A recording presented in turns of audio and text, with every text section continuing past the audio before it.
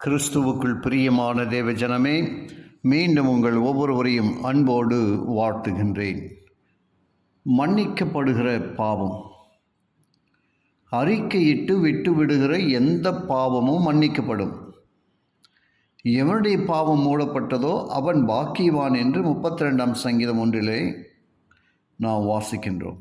மேலும் நாம் பிறருடைய பாவங்களை மன்னித்தால்தான் நம் பாவங்களும் மன்னிக்கப்படும். மத்தேயு 10:35 நீங்கள் சகோதரனின் தப்பிதங்களை மனப்பூர்வமாய் மன்னிக்காவிட்டால் உங்கள் பிதாவும் உங்களுக்கு அப்படியே செய்வார் என்று சொல்லப்பட்டுள்ளது.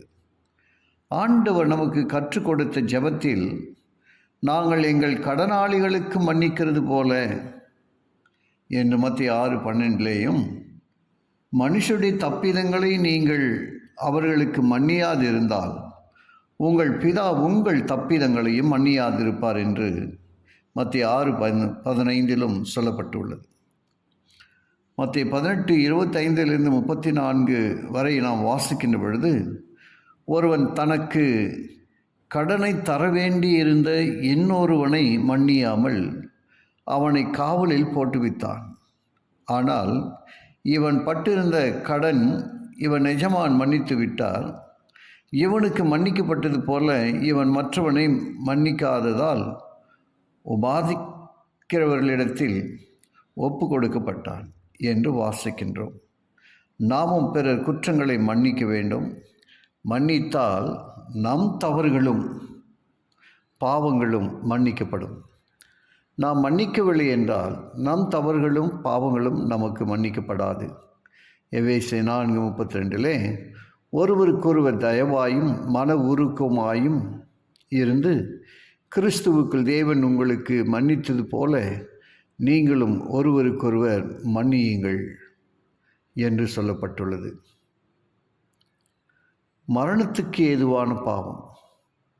மரணத்துக்கு ஏதுவான பாவத்திற்கு வேண்டுதல் இல்லை என்று 1 யோவான் 5:18 சொல்லப்பட்டுள்ளது. சத்தியத்தை அறியும் அறிவை அடைந்த பின்பு நாம் மனப்பூர்வமாய் பாவம் செய்கிறவரால் இருந்தால் பாவங்களின் நிமித்தம் செலுத்தத்தக்க வேறொரு வழி இனி இராமல் நியாய தீர்ப்பு வருமென்று பயத்தோடு எதிர்பார்க்குதலும் விரோதிகளை பட்சிக்கும் கோபாக்கினையுமே இருக்கும் என்று எபிரேயர் 10:26-27 சொல்கிறார்.